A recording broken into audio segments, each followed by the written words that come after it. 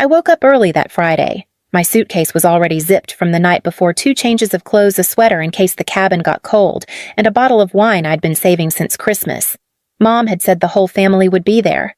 Your father's rented something nice up in Yosemite, she told me on the phone, her voice brighter than usual. You'll finally get a break, Marie. It had been a long time since that kind of invitation felt warm. But I said yes. By 7:10, I was parked in front of their house, just like she asked. The van was already out front, one of those oversized black Sprinter things with tinted windows and a private driver who looked more confused than friendly. He held a clipboard in his hand and asked, "Name Marie Carter," I said. He scanned the list, scanned again, then looked up. "I'm not seeing you here, ma'am." I thought he was joking, but the clipboard didn't smile. Just then, the side door slid open and Ryan, my younger brother, leaned out grinning like we were at a college reunion. "Sis, he said you made it." "Apparently not," I replied, nodding to the clipboard. Ryan shrugged. "Yeah, about that. This trip's kind of for people who still show up, you know." He held up a champagne flute already half empty. "You're always working. We figured you'd understand." Inside the van, I caught a glimpse of Mom Helen Carter curled up against the window with her sunglasses on. She didn't wave. Dad Richard was fiddling with a Bluetooth speaker. No one looked surprised to see me there, but no one made room either. I nodded once. Not out of agreement, just acknowledgement. Then I stepped away, reached into my coat pocket and opened the banking app on my phone. 3 swipes, 1 click, a confirmation screen. Family expense card frozen. The driver glanced at me again, but I was already walking back to my car. No one called out. No one asked why. On the drive home, the bottle of wine rattled gently in the passenger seat, unopened. I didn't cry. I didn't scream. I didn't even speed. I just sat with it, the weight of being almost invited. Turns out I didn't need to be on the list to end up paying for the trip. It didn't happen all at once.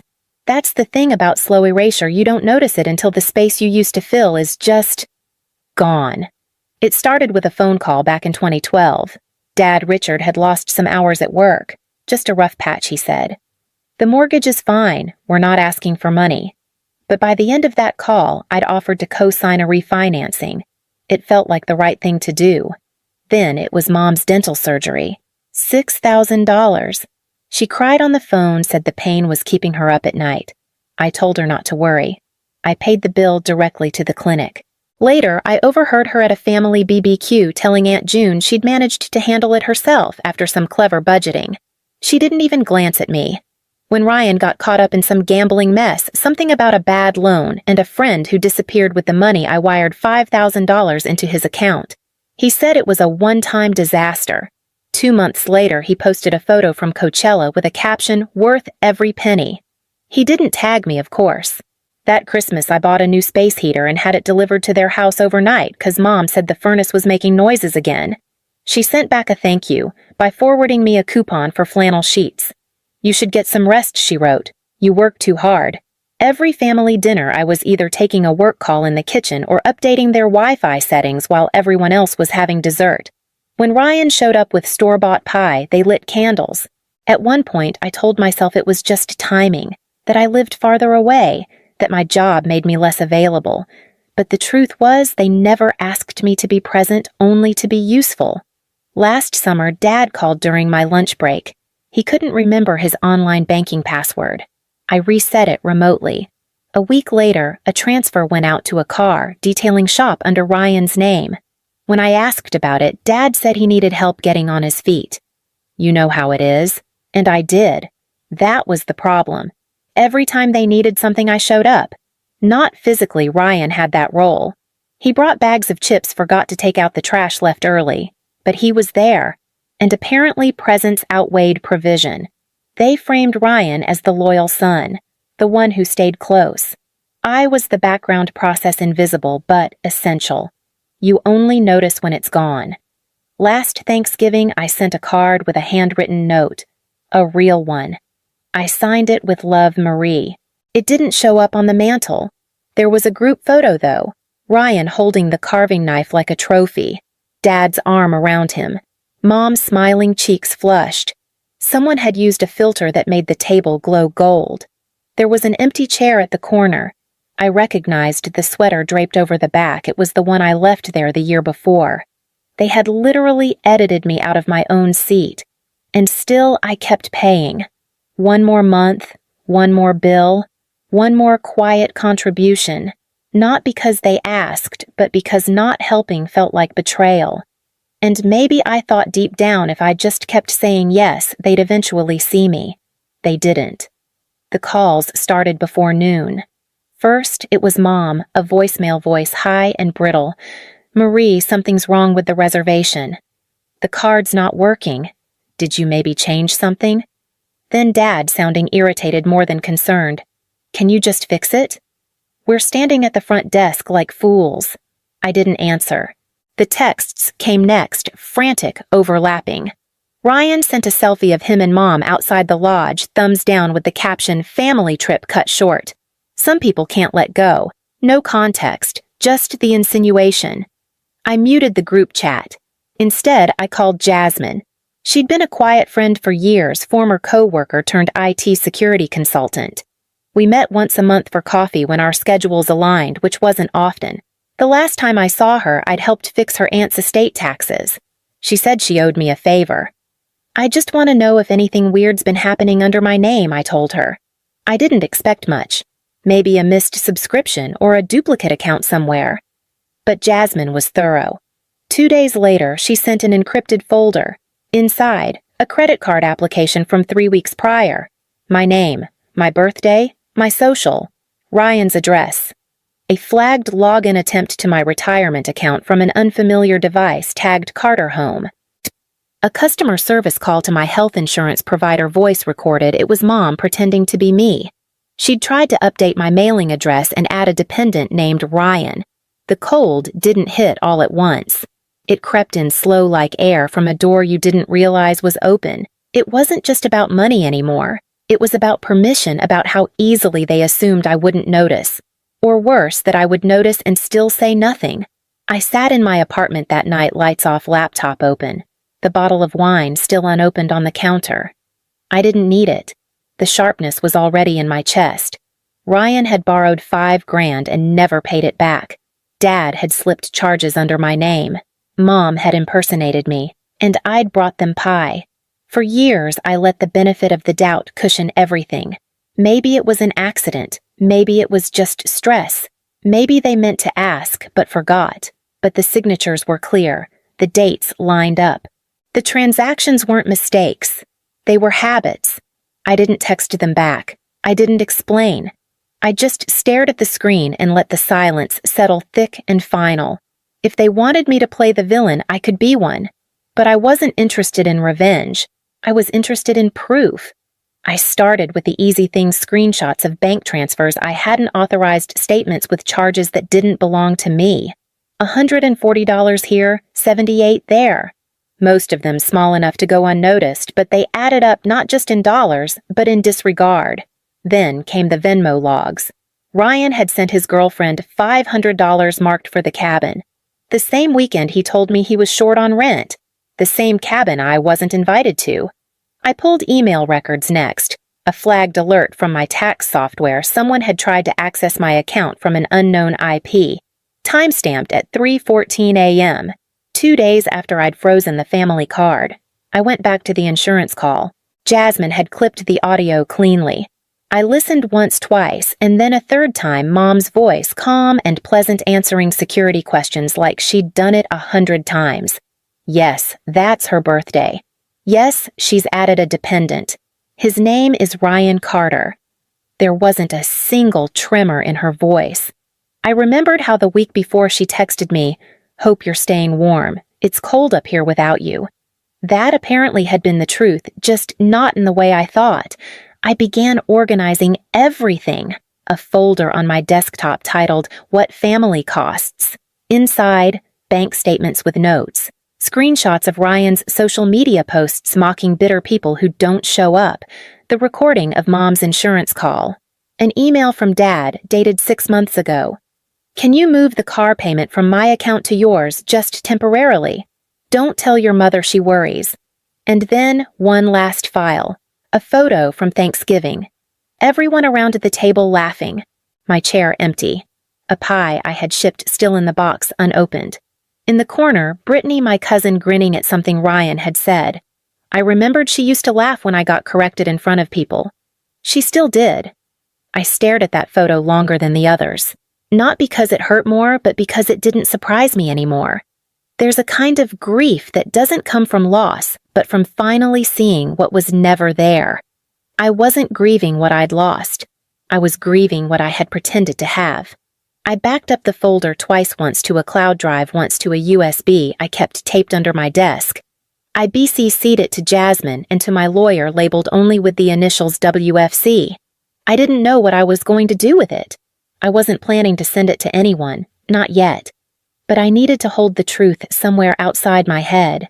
When you've spent years gaslit by kindness, by phrases like, "You're just too sensitive," or "You always take things the wrong way," you start to lose your grip on what's real. This folder was real. I didn't need an apology. I didn't even need them to understand.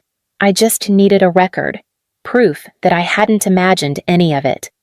The next morning, I printed the cover page, 3 words in bold black type, "What family costs." Then I placed it in an envelope and slid it under the mirror in my hallway. Not for them, for me, so that the next time I started doubting myself, I'd know where to look. The invitation went out on a Wednesday morning. Subject line, "Family Finances 15 minutes, no explanation." Just a link and a time. Friday at 7:00 p.m. Mom replied with a thumbs-up emoji. Dad sent back thanks for being the adult. Ryan didn't respond. At 6:58, I sat at my kitchen table laptop, opened the bottle of wine still untouched beside me. I'd never wanted a drink less. They joined right on time. Mom had curled her hair. Dad wore a collared shirt like he thought this was a job interview. Ryan showed up last, chewing gum, chin resting in his hand. No one asked how I was. I didn't speak. Instead, I shared my screen. A folder appeared, titled "What Family Costs." The first slide was a bank statement, a $600 transfer from my checking account to an auto parts supplier. Billing address, Ryan Carter. Dad leaned forward, squinting. The next was an email from Mom's Gmail, left logged in on my iPad last Christmas. "Marie always helps. She won't even notice." Mom flinched. The third, a photo from Thanksgiving. My empty chair, the untouched pie. Brittany's smile frozen like punctuation. I didn't explain any of it. I clicked to the final slide. A voice recording played, Mom answering questions on a health insurance call, pretending to be me. The audio was clear, the answers confident. When it ended, the room, even virtual, went still. Dad was the first to speak. "Marie," he said, "measured, we didn't mean harm. You've just always been good with these things." Ryan rolled his eyes. "Jesus, it's a bunch of bills. You're blowing up the family over spreadsheets." Mom's voice cracked. "We were struggling. We thought you understood." I looked at them, my parents, my brother. Faces I'd known my whole life, suddenly unfamiliar. "I did," I said quietly. "I understood everything." No one spoke. I ended the call. There was no announcement, no final word, just a blank screen and the soft click of disconnection. For the first time in years, I didn't feel guilt. I felt gravity, the kind that comes when something finally settles where it belongs. Not one of them called back that night. I didn't tell anyone I was leaving. I didn't write a farewell note or send a dramatic group message. I just started making calls. First to the mortgage company. I had co-signed the house loan 12 years ago, back when Dad said he couldn't qualify on his own. I filed the release of liability paperwork, submitted copies of their income, and got confirmation within 48 hours. Next was the bank. I revoked every shared authorization the backup card Mom used, just in case the joint account Dad had quietly funneled utilities through the auto payments Ryan had linked to my name. Each login, each cancellation felt like lifting a weight I hadn't realized I was carrying. I contacted my accountant. Years ago, I'd set up a small trust, nothing fancy, just leftover investments and bonds I didn't touch. My family had been listed as secondary beneficiaries. That changed. Now the trust pointed to a fund for first-generation college students. I didn't need to know their names. I just needed to know they weren't mine. I moved the next week, not far, but far enough. I didn't update my address with anyone but my HR department. My new lease was signed under a privacy service. The utility bills were in my name, mine alone, routed through a secure third party. No one could spoof them this time. I bought a second phone loaded with a new SIM, new contacts, a new number. The original one went into a drawer. I turned it off without looking at the notifications. It would stay off a graveyard of names that once knew how to find me, but no longer had permission to. It wasn't revenge. I wasn't interested in watching them suffer or wonder where I'd gone. I just didn't want to be reachable.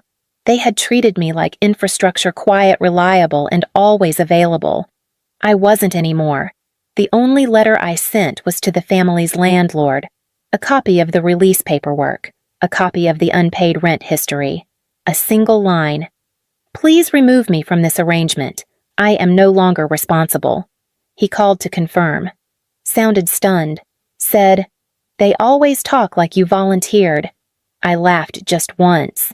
They talk like I didn't have a choice. And maybe for a long time I didn't, but now I did. And I chose to disappear not from spite, but from self-respect. 6 months passed. Quietly, like fog rolling over a road, I no longer drove. In that time, no one knocked on my door. No surprise visits. No letters with return addresses I recognized. Just stillness. The kind that doesn't echo the kind that replaces apology with absence. I learned new rhythms. My new apartment was small, white-walled with dark floors that creaked in the morning. The coffee shop 2 blocks down knew my name, but nothing else. My fridge was full. My phone only rang for people I chose to keep. I never reached for the old phone. Not once. But sometimes word found me anyway. A former classmate forwarded a Facebook post from Mom, a blurry photo of their half-lit living room. Caption: "Sometimes the people you raise forget who raised them." Ryan had liked it. Then commented, "Some people only show up when the lights are on." I didn't laugh, but I did close the app. Last I'd heard, the power had been shut off again. Aunt June called one afternoon. Said if you'd just explained how bad it was, I hung up before she finished. They all knew, but knowing means acting, and acting means risk. It's easier to watch someone carry weight than to help them put it down. The final message came from Dad, an envelope with crooked handwriting and blue ink. 3 pages of legacy talk. Bloodlines. A plea to put things back together. I tore it in half. Then in half again. Then again until it fit inside 5 envelopes. No return address. He sent another letter. Shorter. Angrier. "You'll regret this. You're still our daughter whether you like it or not." I sent one final reply. One sentence bold and centered. I was never yours. I was just useful. I never heard from him again. The new rug arrived that Friday. Gray background. Clean font. I laid it outside my door and stepped over it as I came back from groceries. It read, "Not your emergency exit." And that was enough. You don't have to explain what happened. Not to them, not even here. Maybe you were the one who paid, stayed quiet, kept showing up until one day you didn't. Maybe they still don't understand why.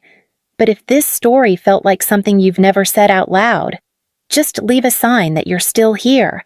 A single word they never said to you. A dot. A date. Or nothing at all. Sometimes silence is the loudest answer. You don't have to go back. Just let us know you made it out.